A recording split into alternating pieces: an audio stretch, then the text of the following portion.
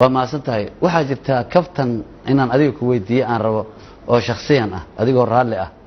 inta badan markii maamul goboleedyada iyo dawlad goboleedyada doorasho ka dhacayso hadii dawladda loo arkay inay nin meesha geysanayso waxa la yiraahdaa lafta gareena meesha ka soo baxay taa maxaad ka aaminsantahay arrin aad u fiican aad baan ugu faraxsanahay waxaan maqli jiray waagi hore hebel waxa wadato dawlad hebel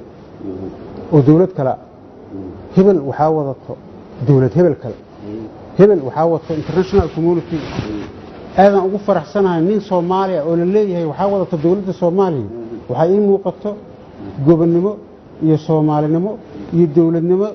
iyo wadaniyad inay jirto haddii ninka dawladda Soomaaliya ay wadato waa nin wadani wada shaqayntiis dawladeed ee Soomaaliyana soo dhawaatay aadan ugu faraxsanahay magacaas laakiin ay sheegayaan adiga ma ku dhibaa maaye ma farxada waa samiyalkay weeyay waa walaalahaybe waayahay wali rag iga horeeyay baa loogu daraybe see waay waa ma santahay waxaan rabaa in magacaas hadaa maqashid waa wadani waay ogow hadii lagu yiraaho hebel gareen hadii lagu yiraaho waa nin dawladda rabo waay dawlad raba la yiraahaa dadka mucaaradka marka maxay rabaan niman dawladda rabin ayaga kaas jecelin laakiin dadka samaha jecel oo wanaaga jecel oo wada shaqaynta dawladda iyo dawlad goboleedyada jecel oo horumarka jecel oo dawladnimada rabo lafta gareen marka la yiraahdo u farxaya